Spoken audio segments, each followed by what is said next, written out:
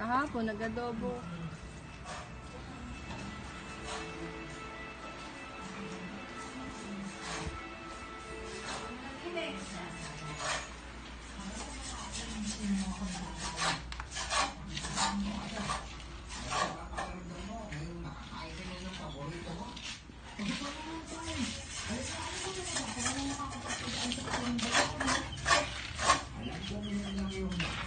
May sunog.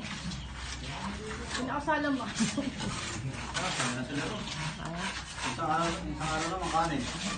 Sunog din.